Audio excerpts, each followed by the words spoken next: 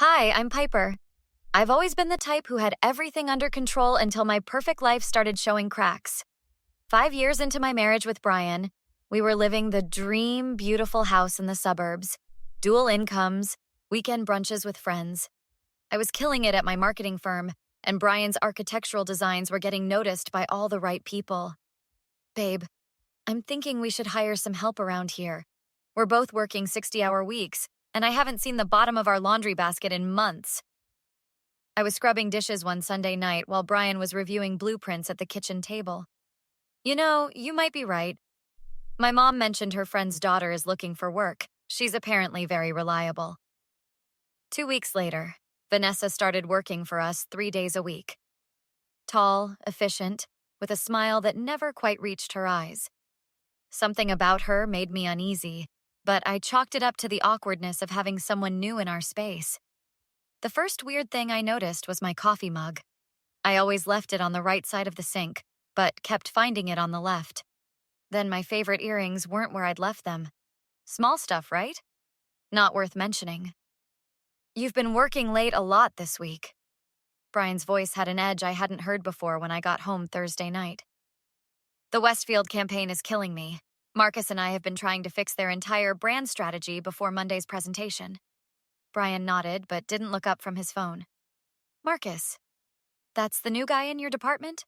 Not really new anymore. He's been there 6 months. More strange things started happening.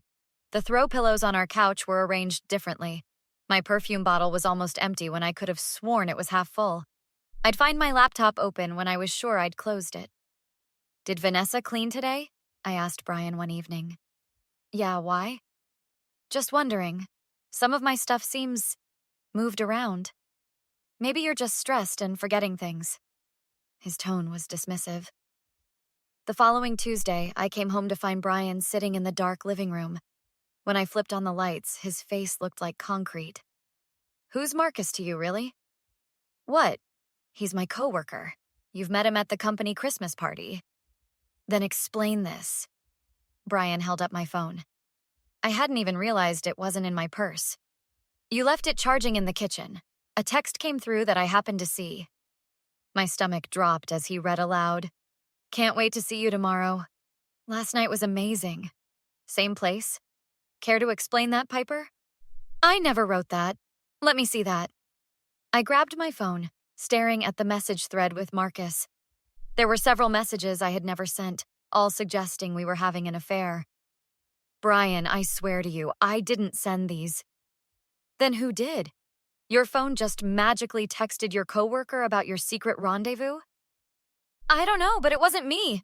Something weird is going on here. Yeah, something called cheating. Brian grabbed his keys. I need some air. Don't wait up. As the door slammed behind him, I stood frozen, my mind racing. Something was very wrong in my perfect life, and I was starting to think it wasn't an accident. I couldn't sleep that night. Brian came home around 3 a.m., avoiding eye contact as he slipped into bed. The next morning, he tossed a small shopping bag onto the kitchen table while I was making coffee. What's this? You tell me. I found it in your car yesterday when I was looking for my sunglasses. I pulled out a receipt from a hotel downtown and a small gift box containing a silver tie clip. My hands started shaking. Brian, I've never been to this hotel. I didn't buy this. Save it, Piper. I checked our credit card statement. The charge is there from last Tuesday, when you told me you were working late. He pulled out his phone and showed me the statement. Someone must have stolen my card info. I swear I wasn't there. Right. Just like you didn't send those texts? He walked away, leaving me standing there completely stunned. Later that day, I found men's cologne in my bathroom drawer, a brand Brian never used. Then, while doing laundry, I discovered a matchbook from a bar across town in my jacket pocket. I'd never been there. I called my best friend Elena in a panic. I think I'm losing my mind, Elle. Someone's setting me up. Slow down and tell me everything. After explaining the bizarre situation, Elena was silent for a moment. You know what this sounds like? Someone's deliberately trying to wreck your marriage, and they have access to your house. But who would do that? And why? What about your new maid? When did this stuff start happening? The realization hit me like a truck. Right after Vanessa started working for us. Brian's mom recommended her. Have you noticed anything off about her? She's always perfect. Too perfect. And sometimes I catch her staring at my things a little too long. I've got an idea. Let's set up some hidden cameras. If she's messing with your stuff, we'll catch her red-handed. Elena came over the next day while Brian was at work, and Vanessa had the day off. We placed tiny cameras in the bedroom, living room, and my home office. Text me the second you see anything weird on the footage, Elena said as she left. 3 days later, I got my answer. Watching the footage during my lunch break, I saw Vanessa going through my purse, using my phone, and even trying on my clothes. She sprayed the strange cologne on some of my blouses and planted the hotel receipt where Brian would find it. But the real shocker came when she made a phone call from our kitchen. Yes, it's working perfectly. He's completely convinced she's cheating. You should see how miserable he looks. I know. Don't worry. He'll be running back to you in no time. My blood ran cold as she continued. The mother-in-law says once they split, she'll make sure he never makes the same mistake again. She's paying me extra to plant the bigger evidence this weekend. I nearly dropped my phone. Vanessa wasn't working alone, and somehow, Brian's mother Diane was involved. The woman who had always treated me with tight-lipped politeness while telling Brian he could have done better was orchestrating this whole thing. I sat there, rage building inside me. They wanted to destroy my marriage? Well, they had no idea who they were messing with. I called Elena immediately after watching the footage. You were right. It's Vanessa, and she's working with Brian's mother. I need your help digging into her background. I'm on it. My cousin works at a background check company. Give me her full name. Vanessa Lynn Mercer. And see what you can find about her connection to Diane, too. While Elena worked her connections, I had to keep playing dumb at home. Brian was barely speaking to me, and Vanessa was showing up with a smug little smile every cleaning day. 2 days later, Elena called me to meet at a coffee shop far from my neighborhood. You're not going to believe what I found. She slid a folder across the table. Vanessa has worked for 5 different families in the last 3 years. Each time the couple divorced within 6 months of her employment. I flipped through the printouts. This can't be a coincidence. It gets better. Look at this. Elena pointed to a social media screenshot. Here's Vanessa at a charity event 2 years ago. And look who she's standing next to. The photo showed Vanessa smiling next to Diane. They weren't just connected. They knew each other well before Vanessa ever set foot in my house. That calculating witch. Diane's been trying to break us up from day one.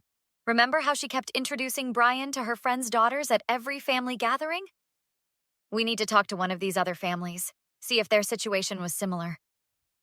We tracked down Amanda Jenkins, whose divorce had finalized 8 months earlier. She agreed to meet us that afternoon.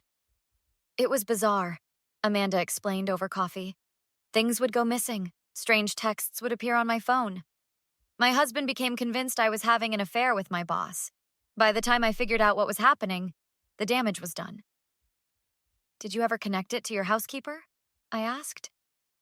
Not until after the divorce, when I saw her at a restaurant with my ex-mother-in-law.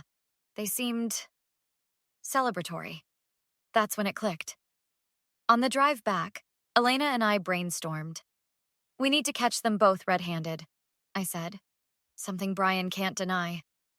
What if we set up a situation where Vanessa thinks she's planting the final evidence, but we're recording everything, including her talking to Diane? Better yet, I said, feeling a plan forming. What if we let Diane hang herself? Brian's parents' anniversary dinner is this Saturday at their house. We could set up cameras, get Vanessa to meet Diane there beforehand. And catch their whole conversation about the plan? Elena finished my thought. The next day, I purchased high-quality hidden cameras and audio recorders. Elena helped me plant them throughout Diane's house when we went over to help prepare for the anniversary dinner. Diane, these centerpieces look beautiful, I said sweetly, placing a camera disguised as a decorative piece on her mantel. Thank you, dear. I'm surprised you found time in your busy schedule to help. I wouldn't miss it for anything, I replied, thinking how perfect this setup was. The final piece came together when I texted Vanessa from a burner phone, pretending to be Diane. Need to meet before everyone arrives Saturday, 3 p.m. at my house. Final phase of the plan. She responded immediately. I'll be there. I have something that will end their marriage for good. I smiled as I showed Elena the text. The trap is set. Saturday arrived, and I'd shown Brian just enough video evidence to make him curious, but not the full story. Just come to your parents' dinner tonight. Everything will make sense. We arrived at Diane's house at 6 p.m. Elena texted that everything was recorded perfectly from their secret meeting 3 hours earlier. After appetizers, I stood up and tapped my glass. I'd like to make a toast. Family is so important, isn't it? Speaking of family, I've prepared a special presentation. I connected my phone to their TV. The screen showed Vanessa entering Diane's house earlier that day.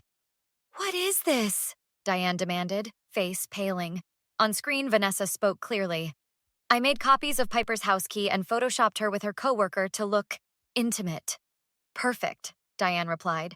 Once Brian sees those, he'll file for divorce immediately. Then we can steer him toward Jessica. Her family has actual connections, unlike that marketing girl he wasted 5 years on. Brian stood up, shocked. Mom, what the hell is this? It's obviously fake, Diane sputtered. Is it? Because I have hours of footage of Vanessa planting evidence in our house, using my phone to send fake texts, putting receipts in my car. I played more clips. You hired her to destroy our marriage, the same way you've done to other couples.